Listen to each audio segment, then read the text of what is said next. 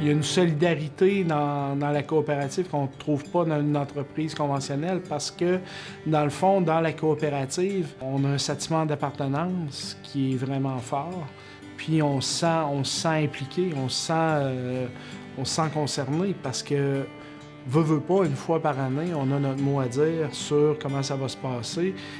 Les gens se sentent consultés puis sont vraiment heureux d'avoir leur mot à dire en fin de compte.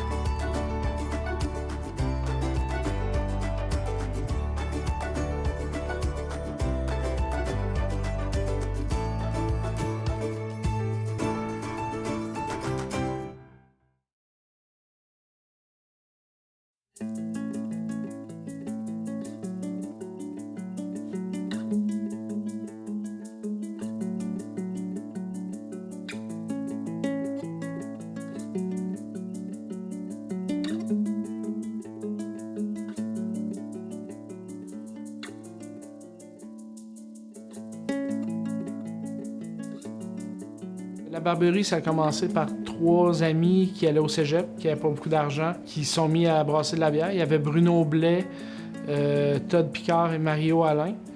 Là, le local était... Ils ont commencé à brasser leur première bière, puis il y avait le droit d'en vendre. Donc, c'était un tout petit système de brassage, 200 litres. Au fil du temps, il y a d'autres gens qui sont greffés autour de ces 3 personnes-là, dont moi.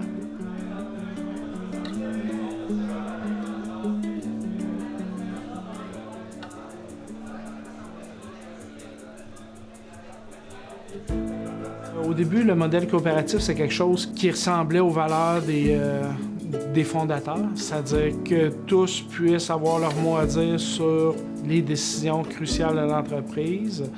C'est la première microbrasserie coop de travail au Québec.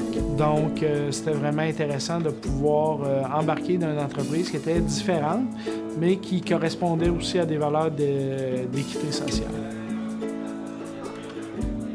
Tu peux prendre des décisions, tu peux t'investir, ta voix porte, tu peux suggérer des idées, puis ils sont entendus. Tu sais. Ça, c'est vraiment un plus. Chaque geste que je pose, chaque fois que j'accueille un client, chaque fois que je l'aide à trouver une bonne bière pour lui, chaque fois que je le reçois ici, ça doit paraître... C'est mon amour pour cette coop-là. Puis en même temps, vu qu'on est un peu propriétaire, il y a une partie de moi dans la place. Je pense que ça doit vraiment jouer sur la façon que j'ai de servir les clients, là.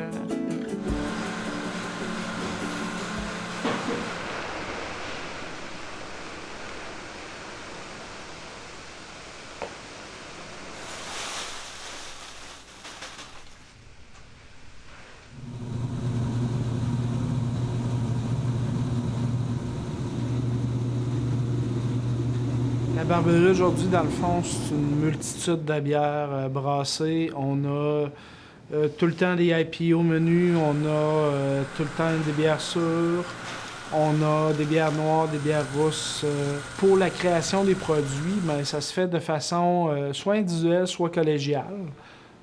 Souvent, on va aborder le produit en déterminant qu'est-ce qu'on veut faire, quel profil de produit on va aller chercher, comment on veut modifier le produit, parce que des fois, on peut commencer dans une direction puis bifurquer en cours de route. C'est ce qu'on a fait d'ailleurs aujourd'hui avec la Brut IPA. On avait comme 2 essais. On a On a pris le meilleur des deux essais pour avoir quelque chose on pense qui va être quelque chose d'optimal dans notre produit. Donc, ça s'est fait de façon collégiale.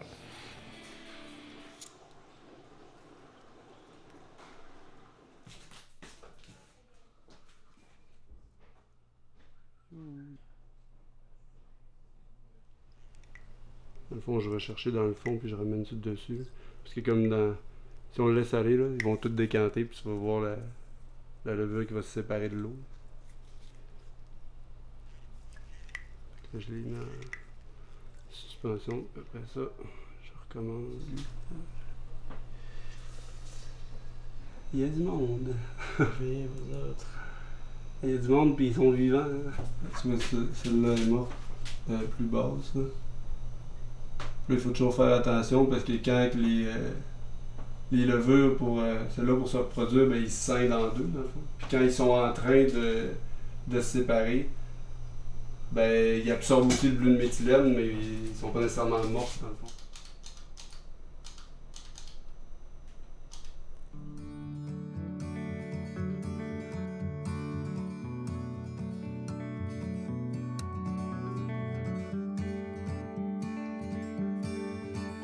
La bière a toujours été présente chez nous.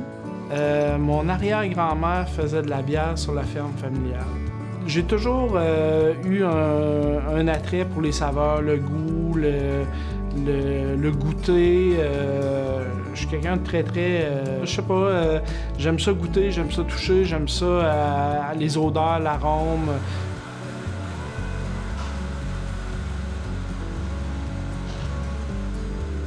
Après toutes ces années de brassage-là, j'apprends encore à tous les jours.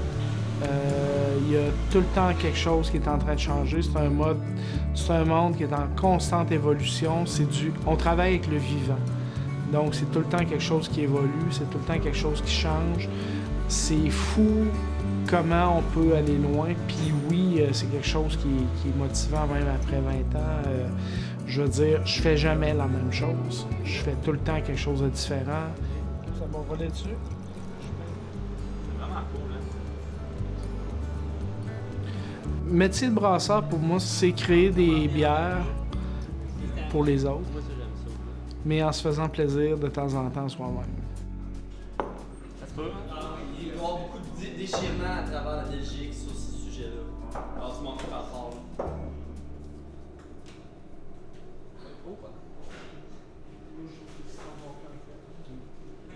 On ne peut pas apprécier un petit moment de bonheur. Genre, ah, c'est donc belle fun cette partie-là de notre job. Non, c'est trop chaud. C'est trop froid. Tantôt, on va faire une dégustation à l'aveugle. C'est une façon de former notre palais, d'avoir notre bouche prête à goûter plein de saveurs différentes, sans avoir aucune influence de l'emballage, de la bouteille, de la réputation de l'endroit. Donc, c'est une bonne façon de développer notre sens critique, puis d'améliorer notre palette de goût. En fait, souvent, on essaie... ça peut être des bières complètement de l'extérieur, ça peut être des bières d'ici seulement, ça peut être des fois pour... on focus, on va déguster 4 fois la même bière, voir s'il y a des différences. Puis des fois même, on va se mettre des pièges dedans, on va rajouter des gouttes de quelque chose dans certaines bières pour voir si on est capable de détecter des goûts indésirables ou si ça améliore la bière en tant que telle.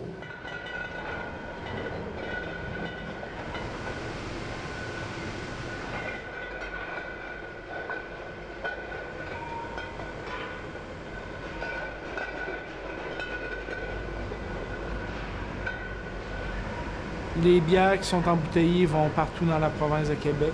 Montréal, Québec, la Côte-Nord, la Gaspésie, le lac, partout.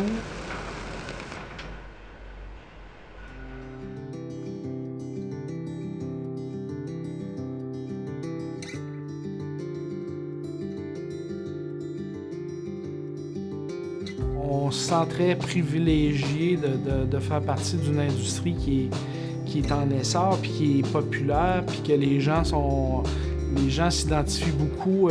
C'est incroyable le développement régional. Cette industrie-là, c'est très fort pour la fierté. Les gens s'identifient à leur microbrasserie dans certaines régions. Je pense que la Barberie a été très, très chanceuse d'être là au départ parce qu'on s'est quand même taillé une place dès le début.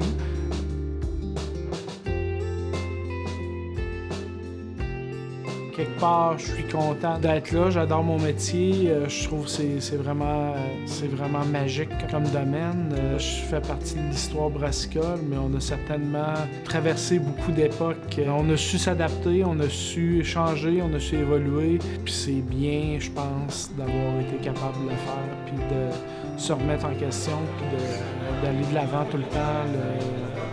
Que l'amélioration constante soit quelque chose qui est vraiment présent chez nous. On a toujours visé ça. C'est quelque chose qu'on a bien maîtrisé au fil des années, je pense.